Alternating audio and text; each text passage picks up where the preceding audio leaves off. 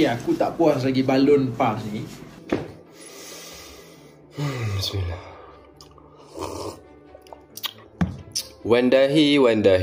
Benda lah yang kau tak puas hati sangat dengan pemuda PAS ni, ya? PRK semalam sebenarnya suatu gempa bumi untuk PAS. Bukan setakat kalah, gempa bumi untuk kem Perikatan Nasional.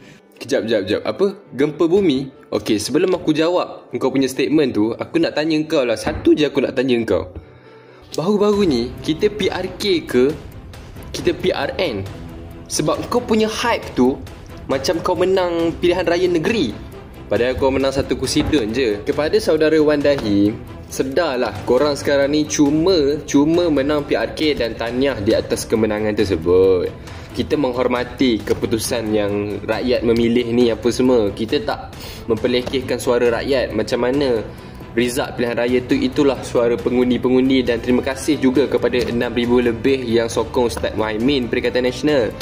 Tapi yang aku tak puas hatinya, satu, aku tengok kau dah menang.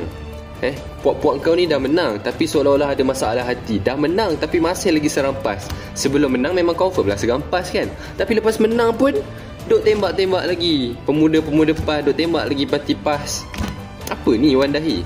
Yang kedua, korang cuma menang dalam satu dun ni sahaja. Ini adalah PRK. Aku kena highlight dekat engkau yang ini adalah PRK, bukan PRN. Korang tak tawan satu negeri pun. Okey, sekarang ni korang tawan satu negeri, tapi hasil campur UMNO 9 kursi, Pakatan Harapan 24 kursi. Dan korang nak tahu tak, Perikatan Nasional secara solonya pada pilihan raya umum ke-15, kita orang dah ada 26 kursi dalam Perak tu. Kita orang tak dapat tubuh kerajaan sebab UMNO ni tamak jawatan exco. UMNO nak jawatan menteri besar. Jadi dia rela gadaikan prinsip dan maruah dia bekerjasama dengan DAP. Benda simple, Mat. Benda simple. Disebabkan kemaruk jawatan menteri besar, UMNO gadai prinsip dan maruah mereka bekerjasama dengan DAP, tubuh kerajaan. Mereka tolak untuk adakan kerajaan dengan Perikatan Nasional. Mereka tak nak 50-50 dengan Perikatan Nasional. Tak boleh ikut, bukan 50-50. UMNO 9 kursi je. Apa dia sangat 9 kursi tu? Mungkinlah kalau kita gabung dengan UMNO ni, UMNO dapat ciput-ciput je lah exco apa semua kan. Tapi persoalannya, adakah jawatan dan pangkat ini menjadi asas perjuangan UMNO di Perak? Aku tak rasa korang hebat pun kalau korang menang pilihan raya kecil. Satu je dun, dan itu memang kubu kuat korang. Aku tak rasa korang hebat. Okey, pilihan raya akan datang, menang di Terengganu.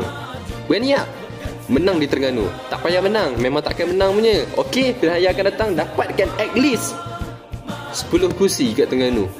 Sahut cabaran saya. Ada berani? Lepas tu kau nak megah, kau nak sombong macam mana, kau nak belagak, kau nak menganjing macam mana, dipersilakan. Tapi cuba gugat kedudukan kita dulu kat Terengganu. Dan kepada saudara Wan Hadi, dah menang tu, syukur je lah. Celebrate je lah kemenangan tu. Tak payah nak menganjing-anjing, nak petik orang PAS ke apa. Sekian.